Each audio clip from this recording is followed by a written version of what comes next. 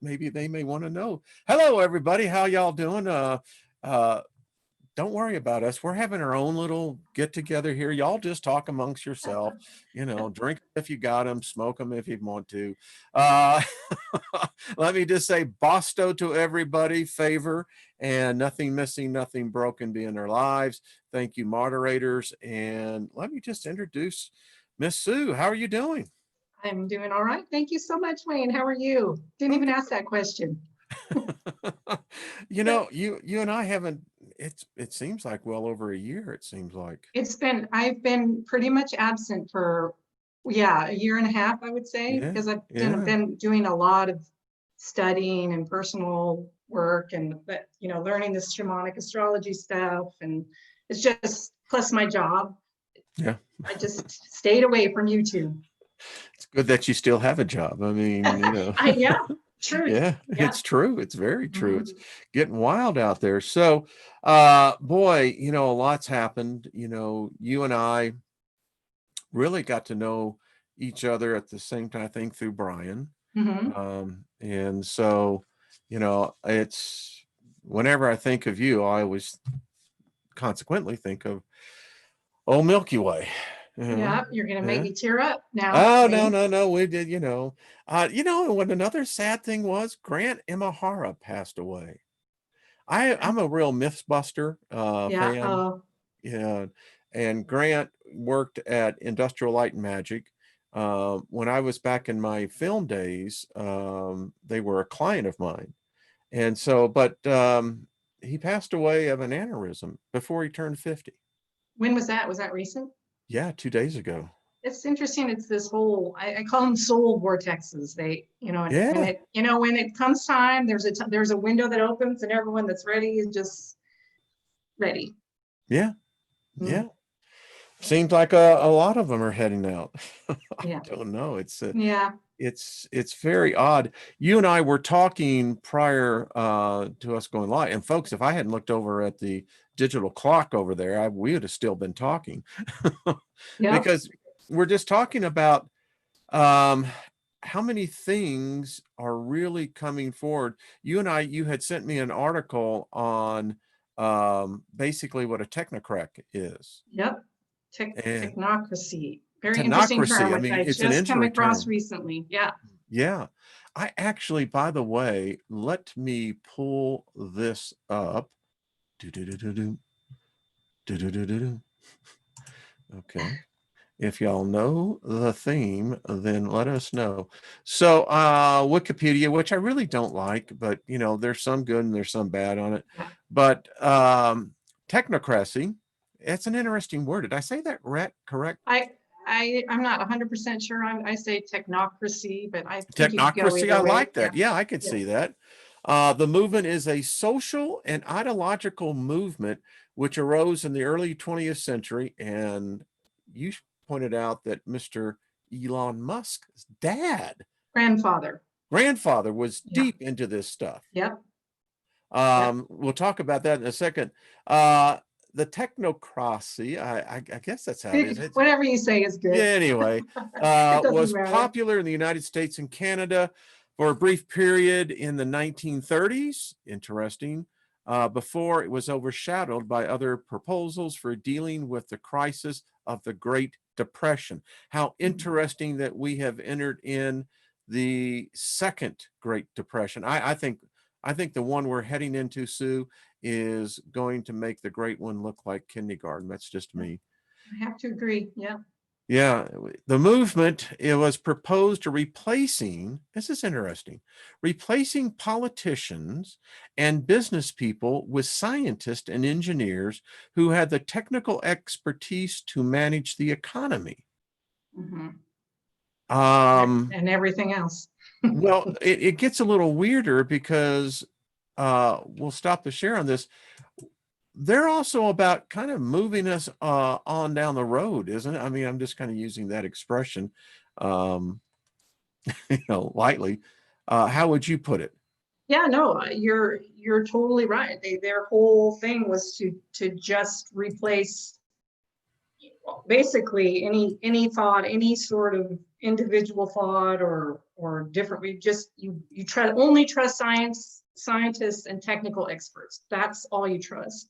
And from my understanding, the reason that it kind of failed was they didn't really have the technology to make the movement go. Well, now you have the technology, plus you have other, other things are right for this to happen. I wrote down when I was making some notes when you sent that to me, when you really read the definition of it and you superimpose it over the following philosophy, ideology, transhumanism. Yeah. Yeah. And so can I lead into? Yeah. So what I would love to share, which I really find fascinating, because I was saying I've been studying this astrology and shamanic astrology, which is a little bit different than the Western astrology, or a lot of it different. But then this is not my work. The man that created that shamanic astrology system, this is his work, and he's talking about the turning of the ages, right? We're moving into the age of Aquarius, and how the ages turn. It's a 26,000-year cycle of the progression of the vernal equinox, which is a point over the equator, the sun over the equator in March. And had at a certain day in March, what sign is it in? So it was in Pisces, and we're moving into, right now we're moving into, or we have moved into, nobody agrees, into the age of Aquarius. So what we're moving out of is the energy of Pisces, and what we're moving into is the energy of Aquarius. So shamanic astrology is as above, so below, that the planets and whatnot are a reflection or a roadmap to us of what's going on for us personally and then us collectively, which I find fascinating. And it's so accurate that my head explodes. It's so amazing and accurate. So in shamanic astrology, or in astrology, the energy of Aquarius, or the Aquarius archetype, or the attributes, are freedom, freedom through expansion of consciousness. It's kind of like a detachment. So you're not, you're coming out of Pisces, which is all about emotions, and moving into this more detached space. It's a revolutionary sign, and it's basically, Aquarians, it's a mental, they're always thinking, it's a thinking energy, and it's revolution through cutting edge or new ideas. It's all about bringing in the new. And we can go one of two ways with it. We can go to the more humanistic aspect of it, the sort of the matriarchal energy, the humanism, with the empathy, and we can use it in a positive way, going back to what we saw in the 60s a little bit with the sort of rise of the feminine and that kind of thing. Or you can go into the shadow, and this is where it gets interesting. So the shadow of the Aquarian energy is, again, it can be just this extreme detachment from emotions. You don't want to have a body. So you spoke of transhumanism. You want to be out of the body. You want to be into the mental. You want to be expanded into the consciousness. You want to move beyond the earth, move beyond the physical expression. It's very, very polarizing, and it's mental only. So what's fascinating is kind of the direction, like you were just talking about, and you led right into it, this bit with the transhumanism. And so what's kind of scary, how all this plays out, is we have this big conjunction. It's coming on December 21st, 2020. Early degrees of Aquarius. It's Saturn and Jupiter. And what's really interesting is China, the People's Republic of China, their rising sign, which I'm not going to go into all that. I mean, if you understand astrology, it's what you're here doing in this lifetime. And the countries have them because they have a birth time, right? Their rising sign is early degrees Aquarius. So there's a great big tiger swallowtail right outside of my window flying around saying hello to everybody. Maybe it's Brian. So it's right on their ascendant, and it's kind of a positive thing for them, or it is, because Jupiter is the planet of expansion and growth, and Saturn is the planet really of creating structures and creating responsibility, creating boundaries. And kind of the shadow or side of it is, you can play into victimhood, but it's a very positive element for China. It doesn't really bring me great joy, because talk about a technocracy. I mean, China's already there. I mean, Google has moved all of their technology to China. Everything that goes on in China is Google technology. It's like, was their test market. And what's happening now here, right? They're bringing that into, so it's really significant. That conjunction is really significant, and that could officially be the start of the age of Aquarius, because that is in Aquarius. And the date is really interesting to me too, because that's the same date as the Mayan calendar, right? And the Mayan calendar was 2012, but I know, who was it? And I already told you beforehand, my brain is not functioning. Yeah, super the difold. No, Stephen Hawking. There's Stephen Hawking. Some people who said that the Mayan calendar actually 2020 was the year for that actual. So listen, it's been proven that the Georgian calendar that we have, it's off by 8 years. Well, we had Caesar do something, and then there was another cat that did something. As I've said many times, no human really knows what day it is. So to me, I think we had it all wrong. I think we were looking for something that our ignorance was never going to allow us to have. Hello, Brenda. How are you doing? Milky's mom is in the house. Good to see you, dear. Hi, Brenda. Good to see you, hon. Can we just step aside, because this event, and I call it the event, little background, Sue and I were talking. I started reading this book, and we were talking, and folks, I mean, I couldn't put it down. It's about Set, the Egyptian god. He's actually from the Orion system. It's from a planet. And it's really odd to see that the Egyptians knew this. But my point is this. I have another article. When I saw this, I said, this is perfect for you and I to talk about, because I think it reflects to what's coming. We're all sensing it. And when I found this hitting the mainstream news, it tells me something's up. This is from the week, and it's titled Our Time of Dread. What the writer here talks about, she lives in Philadelphia. Her son's about to start college, and they're still recouping from the house arrest all of us were in, called lockdown. But here's the thing. When you read this article, what she gets into, her and all of her friends, family, they're sensing something. And for them, it is terrible, terrible dread. I'll leave the link in the article, but Sue, what it typifies for me is that it's saying something is happening. Something is here. I mean, I wrote, there's debates. Is this the window that the fallen angels are going to take a resurgence? Are we going to see, I was doing a show that I was going to have last night. We had issues, but I contend that the current president sitting holds a trump card. No pun intended. No pun intended. None. But I believe he may threaten full disclosure. But if we get back to this, everywhere I go, Sue, everywhere I'm starting to read, everybody, the collective consciousness of humanity is sensing something. Yeah, for sure. I mean, how can you not? Even the people that are going one way with it are sensing. I mean, everybody's in so much fear. Yes. That, it's just whatever they're grabbing onto. Whatever makes them feel safe. Huh?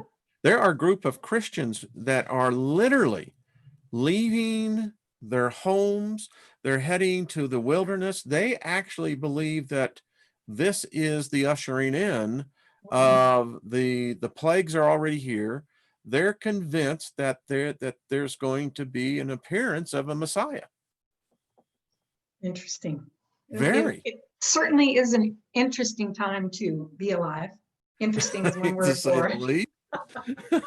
So getting back to what we were talking about, shortening our stay here.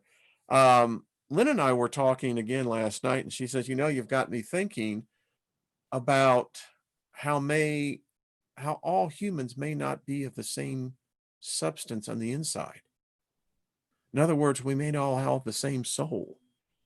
We may even have the same spirit energy, but we're here incarnating in these bodies, just like what we thought humans were doing. Yeah, that's really interesting, because it also kind of triggers me onto this bit about what I was saying about staying in the body. So it kind of makes you wonder, someone like Elon Musk and some of these people that, and I don't remember the guy's name that leads China, Xi and Peter Thiel, all these guys, what they lack, and you can see it going on right now is empathy. There's an extreme lack of empathy, and then like astrologically in these people's charts and in the China's chart, there that element exists. There's no sort of that more human into the body element. So I wonder, the people that are more, depending on, try to stay out of judgment. I mean, if there are different types of spirits or souls, I mean, everyone's here for a reason, I suppose, right? Incarnate for ascension, from what I read. Yeah. We have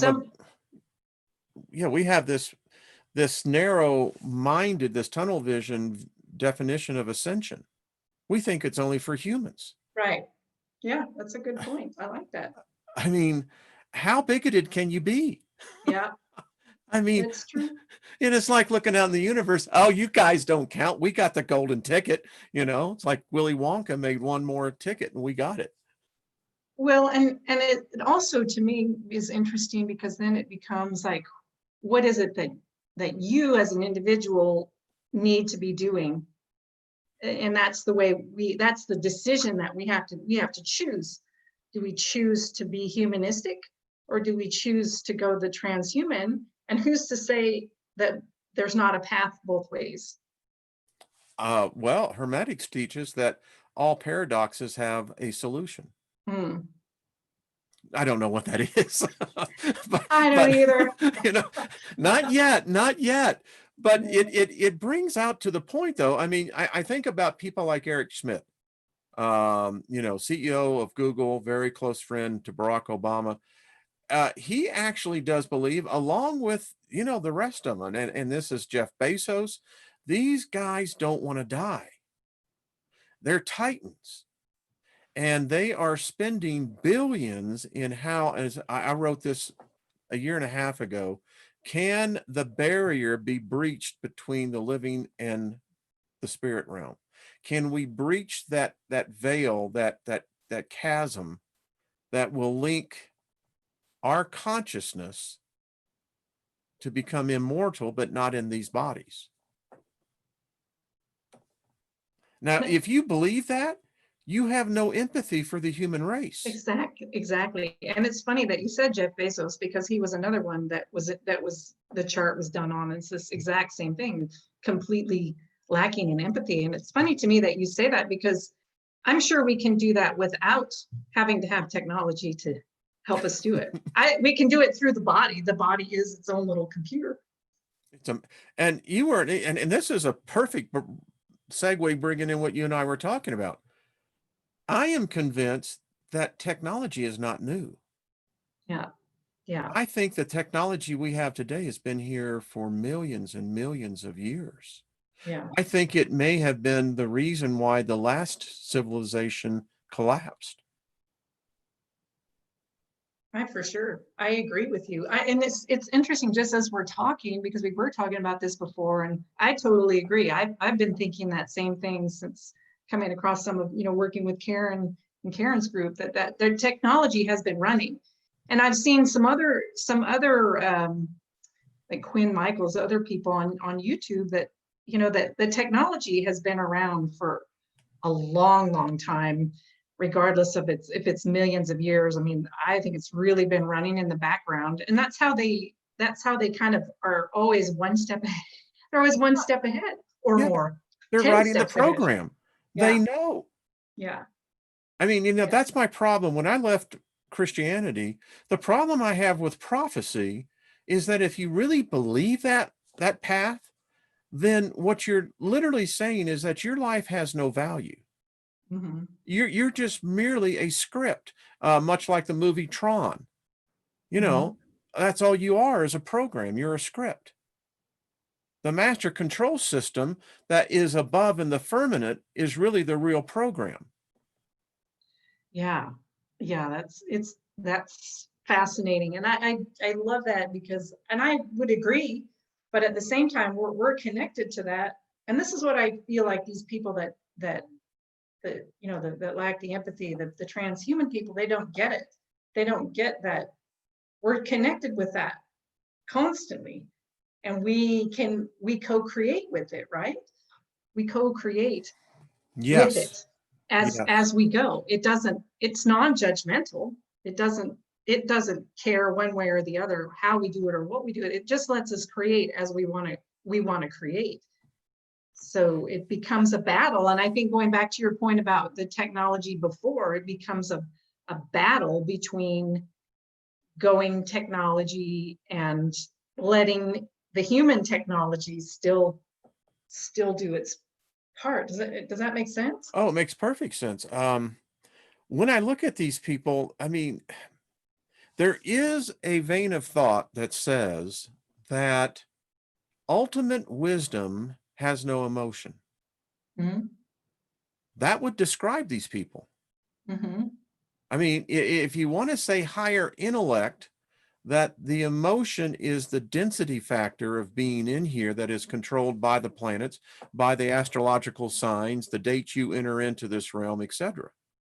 But if you come into this realm already understanding that emotion has nothing to do with the equation, if the equation is immortality, longevity of the flesh, the experience that this brings us, where would emotion play into that? Well, are you talking from their perspective? Yeah, I mean, that's what I'm saying, and how their perspective would look at this. Right, which makes sense. But the thing of it is, emotion is exactly how we create. we generate, you know, from the heart. The heart center emits the electromagnetic. It's the strongest electromagnetic point of the body. It puts out emotion.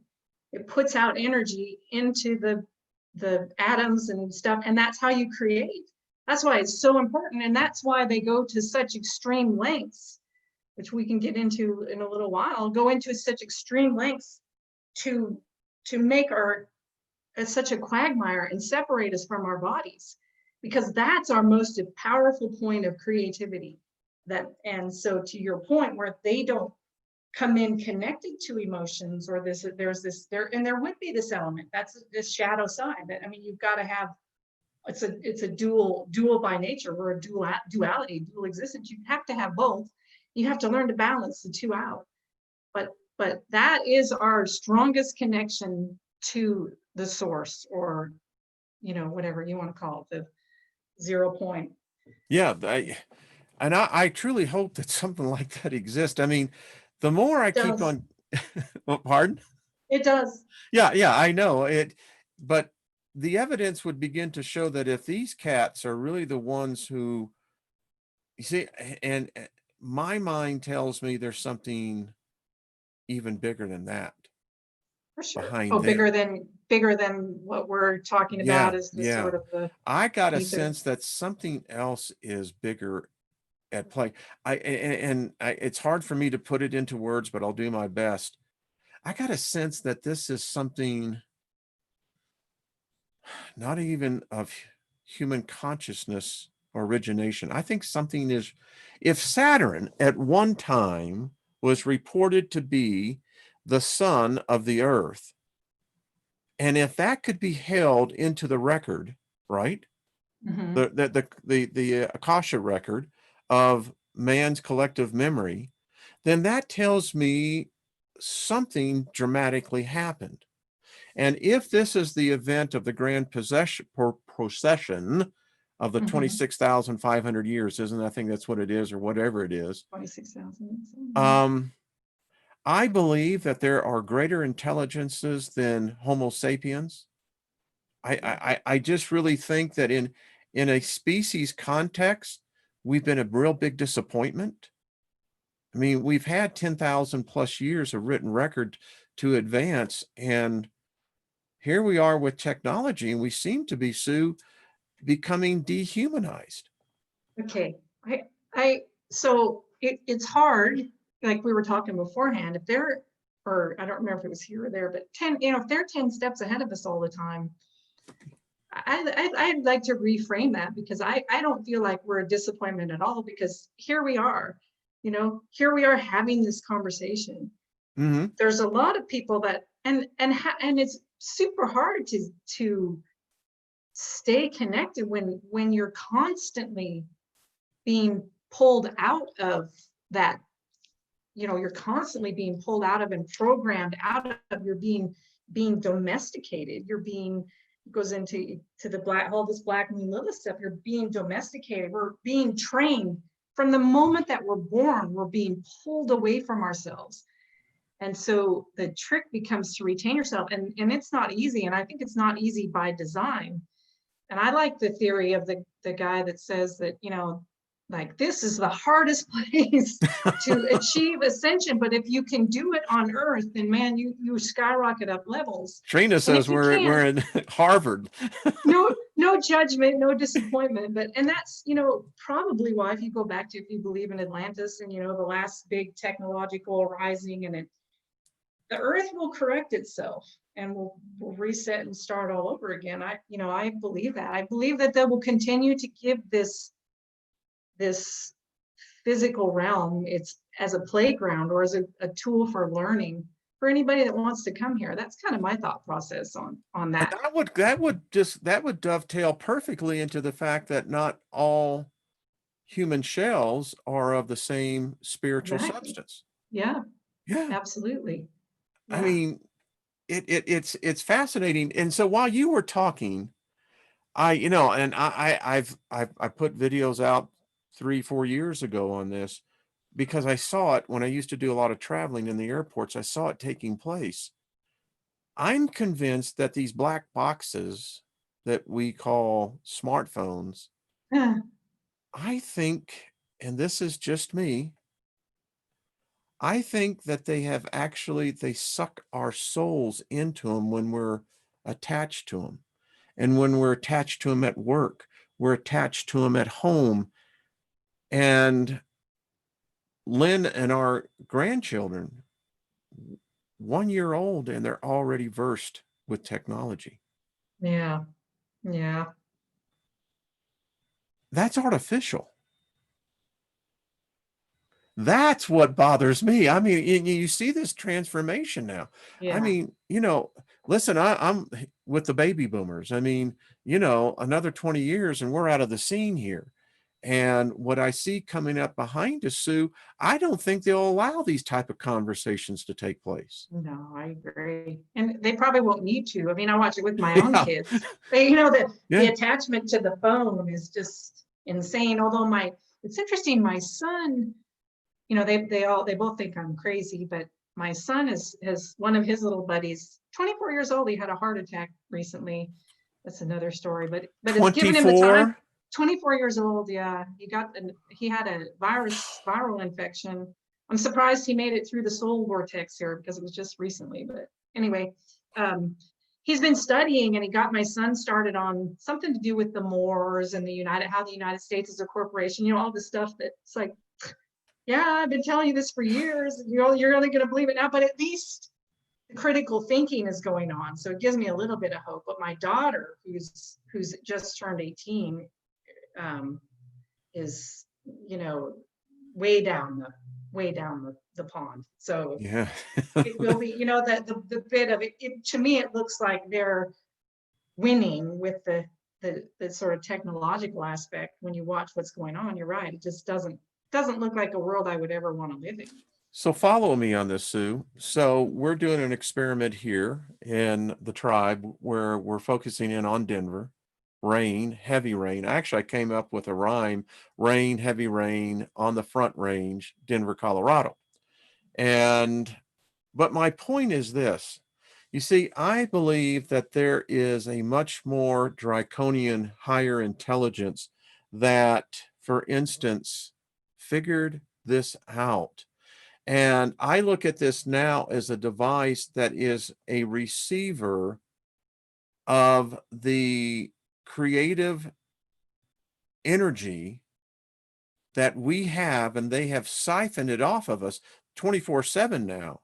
And they're creating. That's interesting. So are you talking about the creative energy like I was talking about? Well, which I would agree, coming from the physical body, and that's why they want to control us, because we have that power. Yeah. And these phones, they create their own electromagnetic field. Mm-hmm. And I saw it taking place, 5 years ago in the airports, where I began to see 95% of the people were, I called it the zombie walk, literally glued to these, and it hasn't changed. Yeah. And I am convinced, and call me paranoid or call me sane, but you see, I am convinced a greater intelligence is at play here. Yeah, that makes a whole lot of sense to me. It does. And I think they're doing their best to dehumanize us, desensitize us. Absolutely. You're 100% correct. They take us out of our own humanity. They control it. And so what have you been studying in on this? Because, if people begin to realize this, then you become much more protective of this creative juice. Yeah. Well, yeah. And this is what, seriously, it's what I've been talking about from the beginning, but it's boring. Oh no. It's seriously, I don't boring. Like this reality that I see manifesting, Sue. It sucks. I know it does, but staying in the body and working the body and working the emotional body, that is not fun. It's brutal. It's crucial, but it's brutal. And I don't know if this is the point to kind of dovetail into this or not, but there's 2 points to me that I want to just bring in with the astrology. What's interesting is Uranus is in Taurus right now, which that's what I am. My Taurus, my Sun and my Venus are both in Taurus, and the Venus is representative of the feminine, your emerging feminine. Mars is representative of your emerging masculine. So both of my Sun and my Venus are in Taurus, and this is a strong. Taurus is all about being in the body. So of course that's why I'm so passionate about it. But it is the element that says we're here to have a physical experience. We're not here to have the transhuman. We're here to experience all the physical senses, all 6 of them.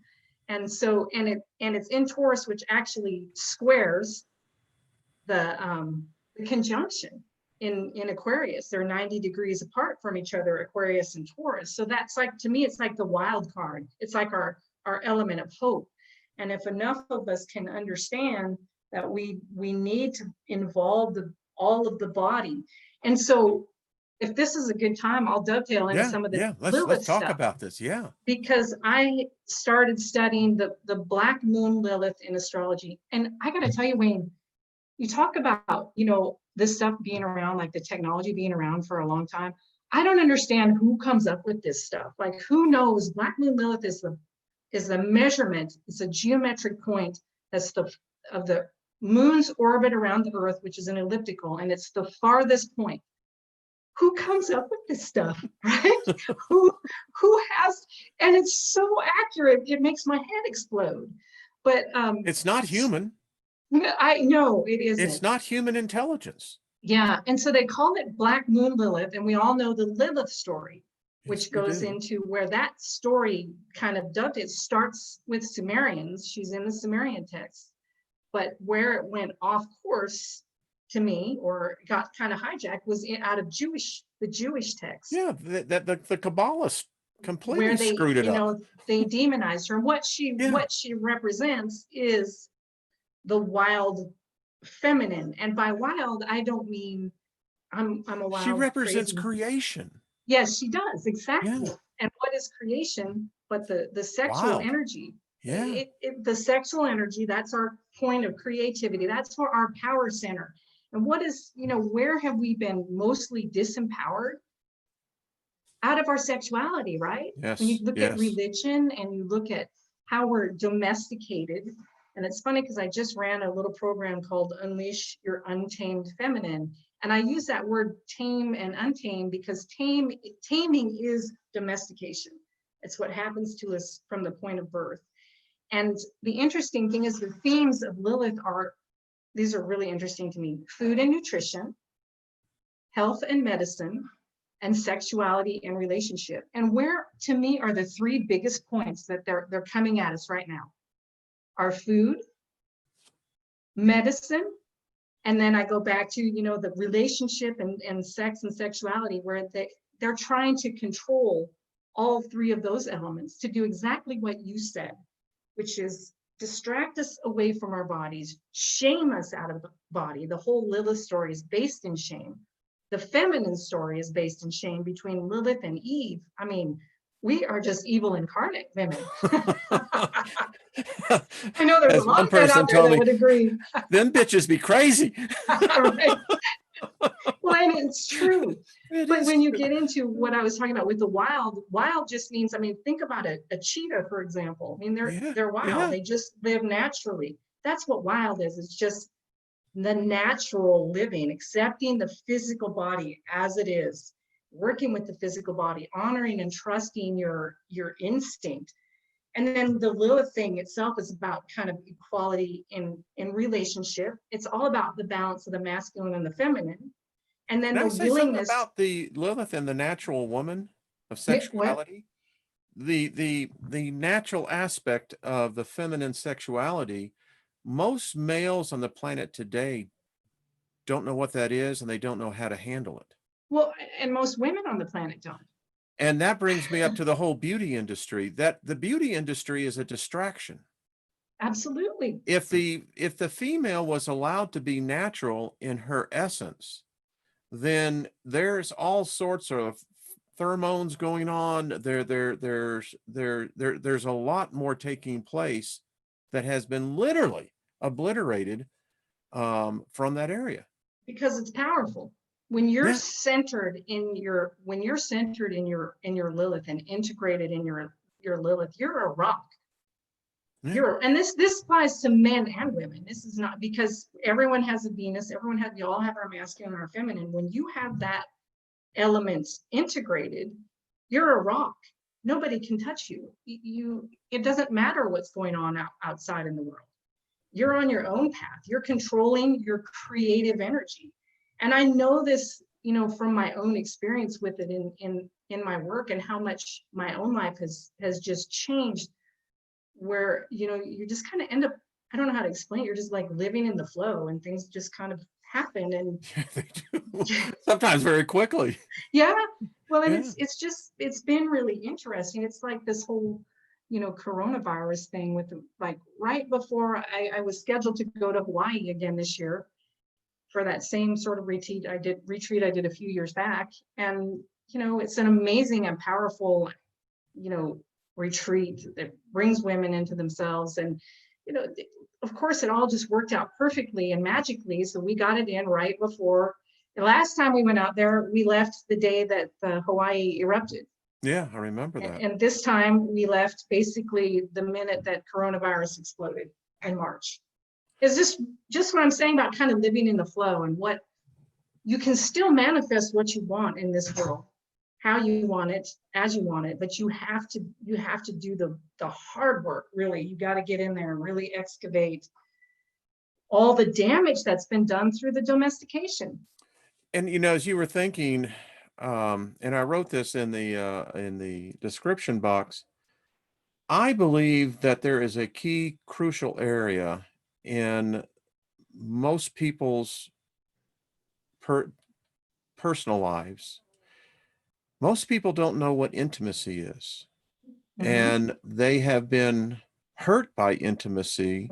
And although they may be in a very long relationship, the intimacy has never been able to be healed. And as a result of that, that is a blockage.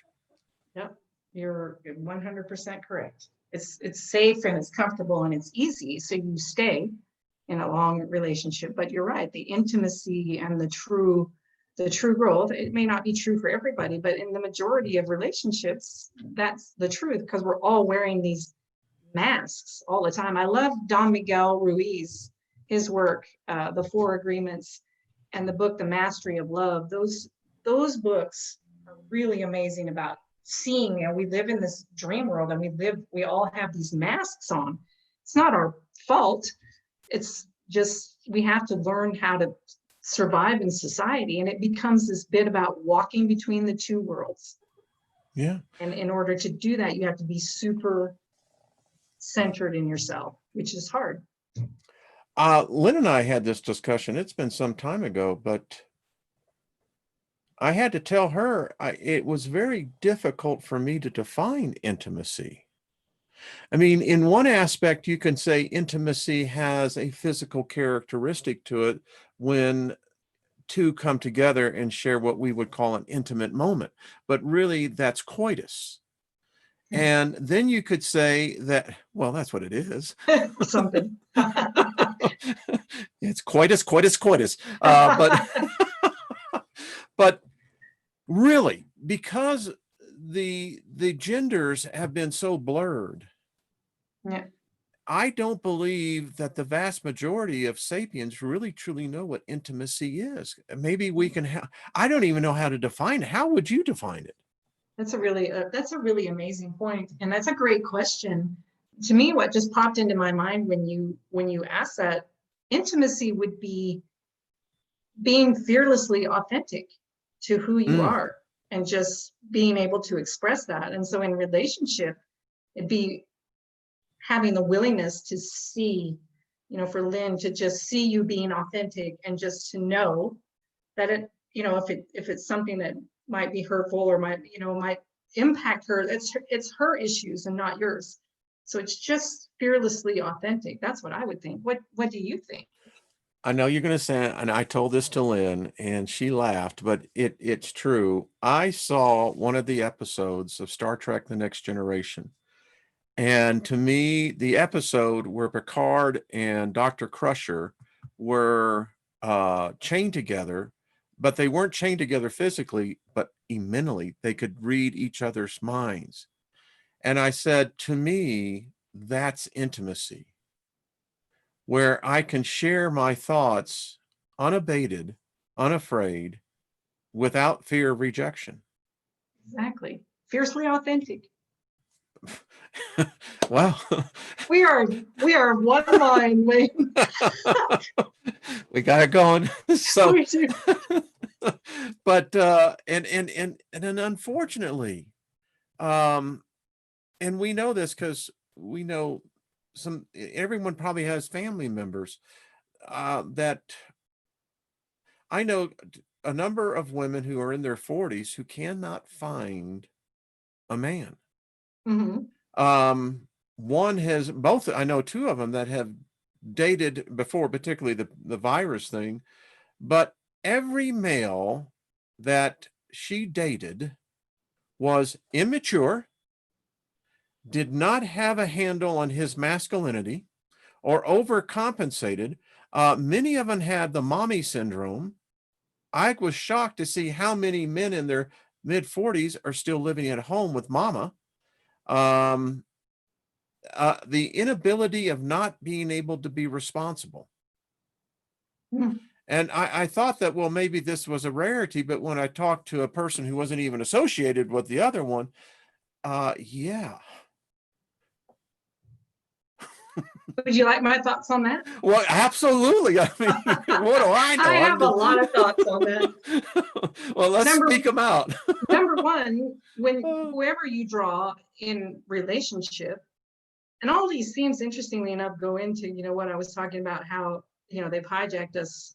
These are themes of Black Moon Lilith, but whoever you draw in relationship is a reflection to you of yourself, of your own wounds, and where you feel powerless. So these women need to look at themselves, not in an ugly way, not in a judgmental way, and say, why am I drawing that type of man? But number two,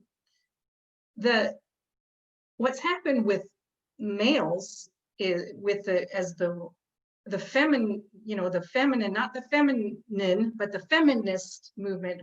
Women have gone to being very masculine. Like I've been like that all my life, more in my masculine energy, because that's what I was trained to do.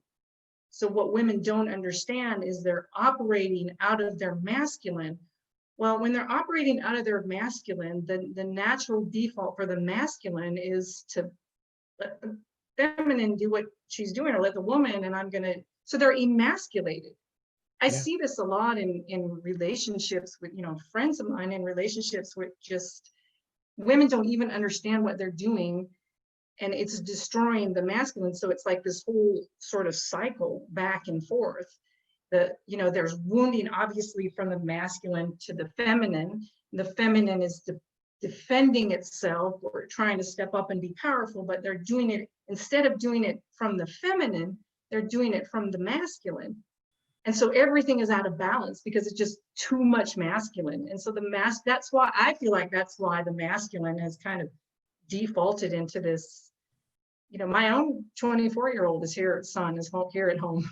Yeah. Well, I had one guy, I've talked about this, and actually, write me, and his point was that he said, I wish I grew up when you did, because you had the ability to be much more open and free with the opposite sex, whereas today you're likely to get sued or arrested. Yeah, it's a difficult thing, because what we're doing when you think of the yin, and that's a deterrent. Yeah, well, when you think of the yin and yang thing, the yang, which is the masculine, is the white, and it gets big and then it gets little, and then yin, which is the black, the darkness, it's big and then it gets. So what's happening is it will always be cycling back and forth between the two. So we're coming out of patriarchy, and the feminine is trying to find its way to balance. It's trying to find its power, and so what's happening now is to me a very toxic way to try to do it. It's not effective. But yeah, because to your point, but at that time, even when we were younger, it wasn't any more healthy. There was still too much repression of the feminine. It's just interwoven into our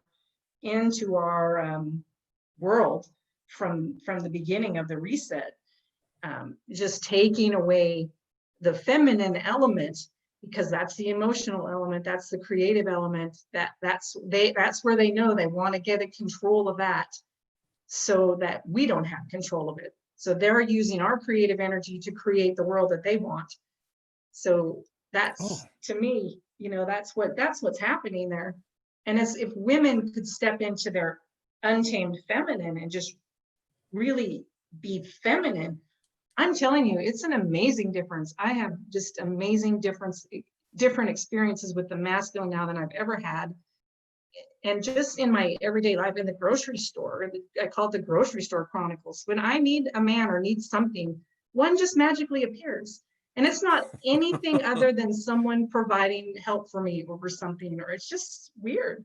And that's how it should work. The feminine supports the masculine supports the feminine, rather than this whole... but that balance is so out of whack now, and I don't know what it would take to actually do the reset.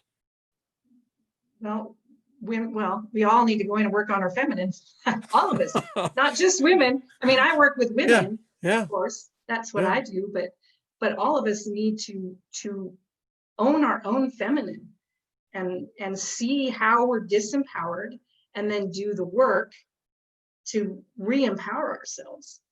And it's not that hard. I say it's hard. I've been working on it for a million years, but now I have all these like shortcuts. I mean, now I see the path, and it's easy. It's like right there in front of you, but it's not as easy as it sounds, because there's so much shame-based woundology around 2,000 years of that nonsense. And I as you were talking, so I keep on thinking, well, okay, when we look at this, it's when you have the patriarchal system that dominates the predominant thought of mankind, womankind, all humankind, it throws it off almost from the beginning. I mean, you still got cultures today where women can't go out with their face not covered up.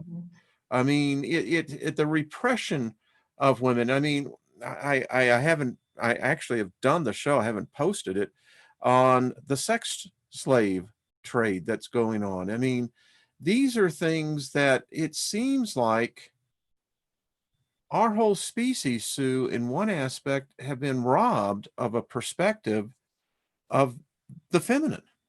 Yeah, yeah, but and also though, think about it, when we're too far into our feminine, same sort of thing is going on. There's the, you know, that when you're, and I believe it cycles.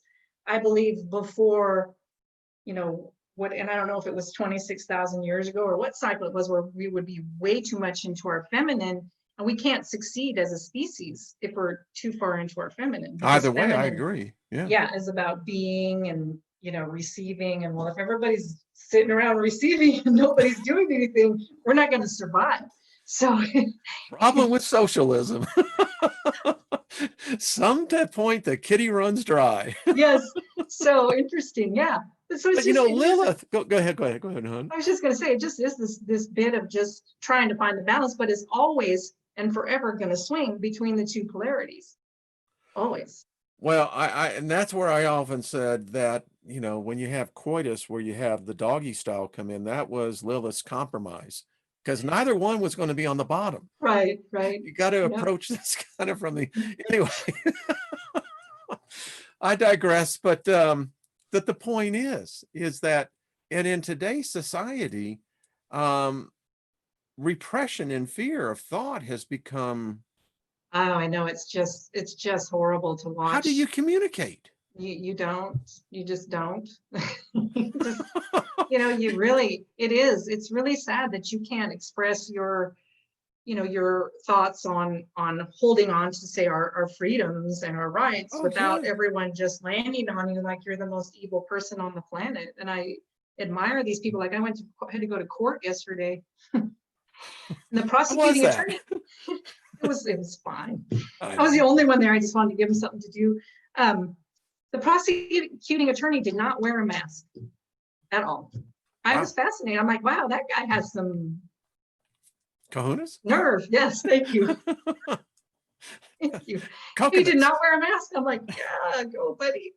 Yeah. But it's, you know, it's interesting and it's sad. And it's also interesting, as you've been talking, that when I talk about the shamanic astrology, one thing I love about it is Western astrology does not work because it's sun sign based, which is really a misnomer. The sun is really only reflective of where you get your fuel, but it's sort of regarded as the masculine element.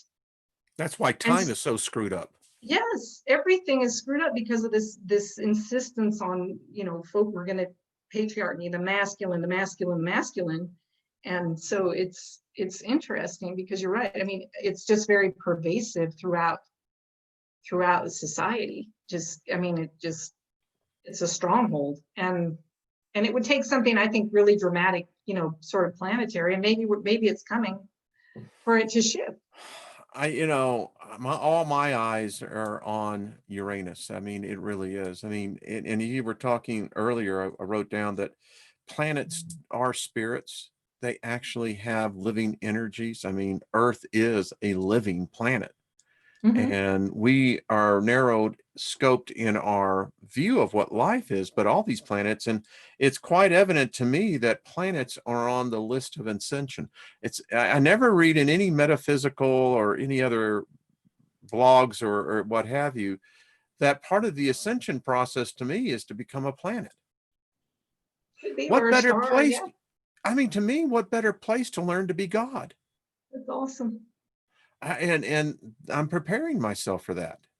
And what I realized is that if the thought can be put in, that means the possibility is there. Anyway, I digress. I love that though. I think that I love that too. I think that, we could already be connected to a planet or a star. Maybe we're just an asteroid. Those things are just as significant. I mean, you want to talk about long life? Transhumanism hasn't got anything compared to a planet. That's what I'm saying. I mean, these guys they're very short-sighted in this. Yes, they are. They really got a con going here. They got conned. Well, yeah, ultimately, everything's gonna blow up at some point in time, and then where are they, Yeah, I mean, in the construct is that we'll go out to space. Well, yeah, maybe. Yeah, maybe. Unless you're a flat earther and then space doesn't exist. So and the only way that I see that physical space travel could be possible is in an avatar. that makes sense. So, but it is troublesome though. When you look at people like Bill Gates, who's on the record of saying that the population needs to be culled by 10 to 15%. Well, that's nearly 1 billion people. Well, that's what they're doing right now. We're going into this where people are going to be starving to death soon. Oh, no doubt. And I believe they're going to be forced vaccinations as well. Yeah, we're hoping not on that one. Yeah. Let's try to manifest something different around that. That's my point. And that's what I wrote, ladies and gentlemen, about all this. We have got to become disciplined. Continue with the experiment. This is day 2. Listen, I know what the long range forecast is. I know we're going to change it. So we'll continue this. And then our next project may be, I don't know, Sue, Dallas, that we focus in and bringing the temperature down by 20 degrees.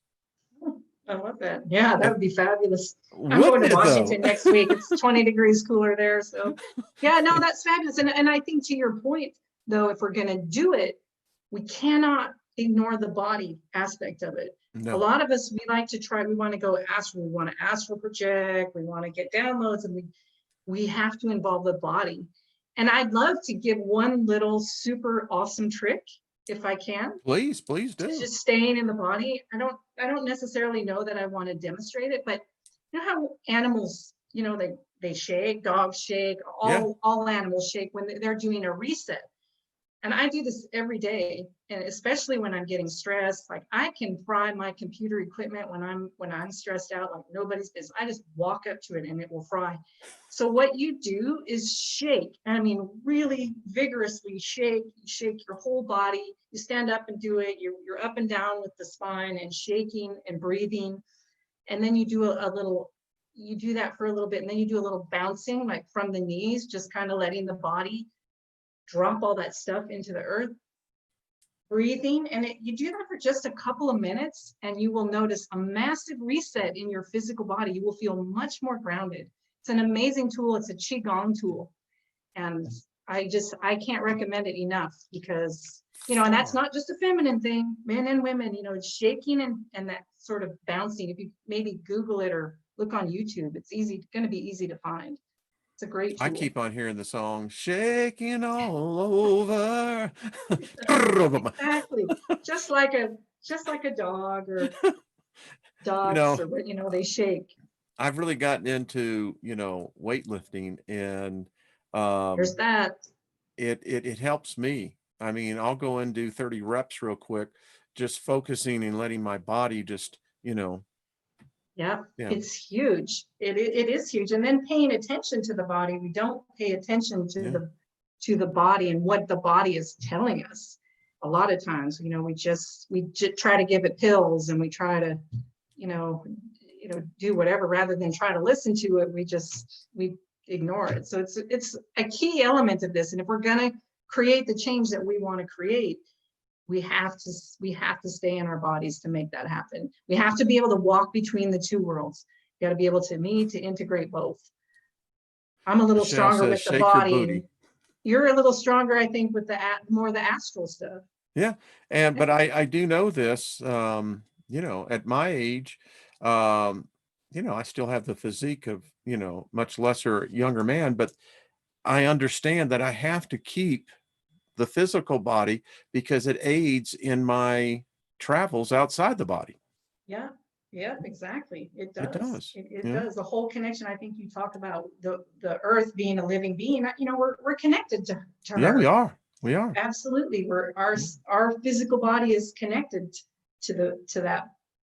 And we're all the same makeup of, you know, atoms. Everything is the same. At least we know the outside is. Yeah. Yeah. What occupies in the wheelhouse, I don't know. It's fun. I saw an incident at the store this morning really early, because here in Colorado, you know, it's mandatory you wear a mask everywhere now. And I thought I was going to see a throwdown this morning at 5:30 in the morning. Over what? A Masks? mask. Like, Yeah. Yes. oh, Some woman wasn't wearing the mask in the store, and holy crap. I mean, and I'm thinking to myself, people are just way too tense. I mean, really tense. goes back to your point of people know there's something going on. Something's up. Yeah. And they just don't want to address it. No. No.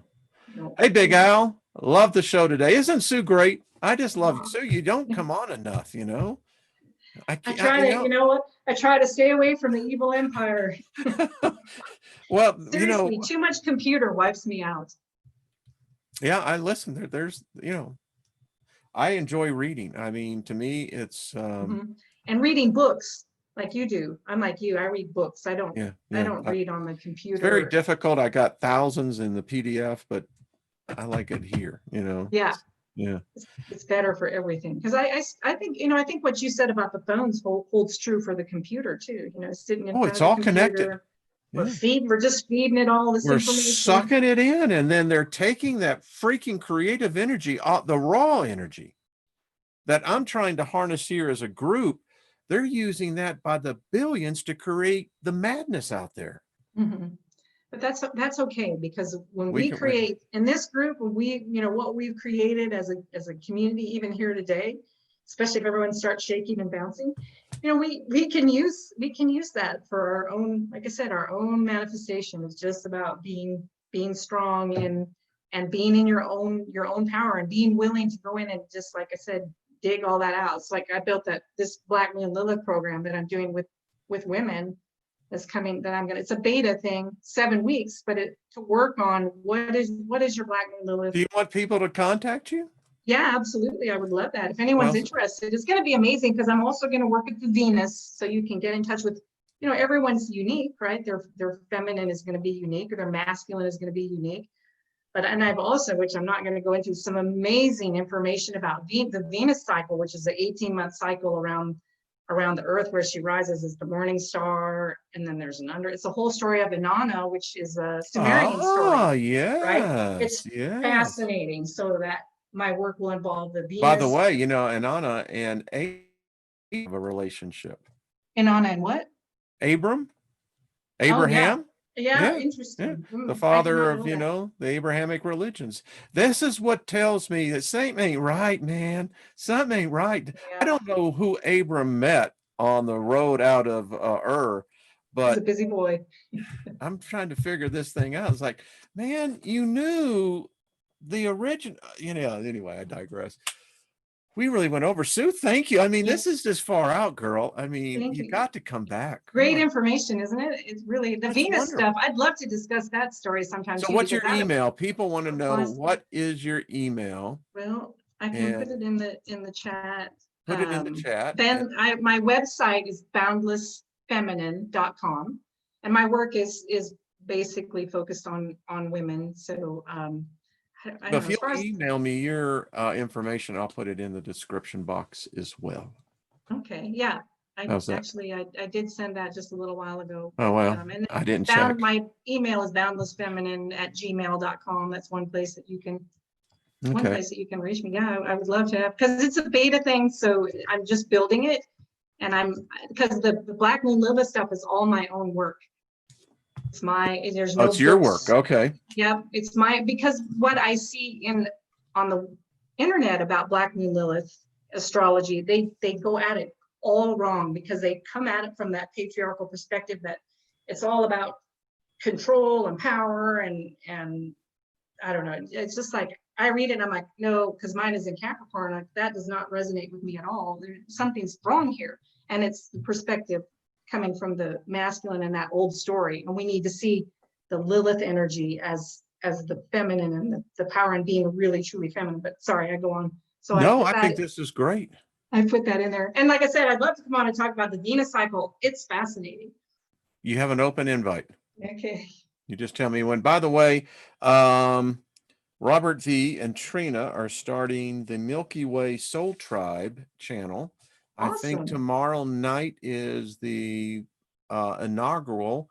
Please go over there. And Robert, if you'll send me a link to that as well, we'll get it in there. I know it's over on Discord as well. If you're not signed up on Discord, you need to be. And so everyone tomorrow night, let's just tune in and give them a good first show. How's that? Awesome. That's very exciting. I'm happy to hear that, because he, really started an amazing he did body of work, and it gave so much of himself all the time to everybody that we can keep carrying on. I miss our friend, but it's an adjustment. I know Brenda and Buck as well, and it's just I don't know if we'll ever get over that, but the cool thing is that we'll see him. Yeah, and one element of that I always have to go back to when you start thinking, which is I feel like it was his choice. It was his choice to do that, and so maybe he's doing great. He was always here. He always said, I'm here to help the feminine. He always said that, right? Yeah. And it's true. He carried a lot of feminine energy and was always so supportive of women and the feminine. And so he was he's there carrying on that work elsewhere. Never could figure out why the guy was single. But anyway, we love him. But anyway. Oh, Sue, I tell you, I so appreciate you. I really do. Where can people send you in the email? And I'll put it in there. But I'll put that in the chat real quick. Yeah. And all right, have a great Saturday and Sunday, weekend, midweek. Thank you so much for having me on, and thanks to everybody in the chat. I didn't really get to watch the chat because I can't see it, so I feel sad about that. But they very supportive here. I mean, they love you. They love you, girl. That's all. Well, our community, the community is great, and I know I've been away for a long time, and I probably won't take it back up too much, but I'm always lurking and watching, and there's always great information. Appreciate you and everything that you do, and I love the Bosto thing. That is fabulous. Isn't that cool? Yeah, I just love it. I mean, I'm gonna make a chocolate drink called Bosto. Bosto. Have you copyrighted it yet? I talked to an attorney about it, and it's an acronym, and you can't actually, to go out there and do it, you'd have to literally spell it out. Gotcha. And and the way I look at it, I don't really care. If it goes around the world, that was the objective. But I still look, every time I think of Bosto, I think of a chocolate drink. It's interesting is, and I noticed you kind of came to that place with the same thing with, I think, a lot of us. I know Trina is, I know Al, and everyone has this. So when you find your purpose, you just want to be of service. It's exactly how I am.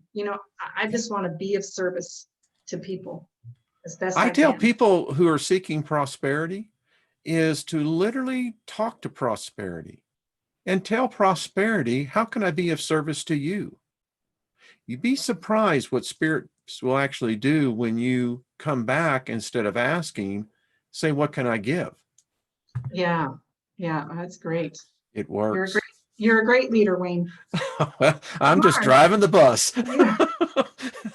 The rest of them actually believe I can drive. But anyway. You're doing a great job. Just keep doing what you're doing. That's what I'll do. It's, when you get at this age, consistency sets in, it's like something. Yeah. So, all right. Stay with me, Sue. Thank you all for, the card. Okay. It was the Red Cross. Two was the number. All right. Monday, Miss Franny will be on board. Franny is, I'm so glad because the age diversity of this community is well represented. Franny just graduated from college, so she's going for her master's degree, and she has, again, another point of view of knowledge that's going to be very helpful for us. Sounds fabulous. Okay. Thank you, Sue. Stay with me. Much love, everyone. We will see you on Monday. Good to see you. Bye.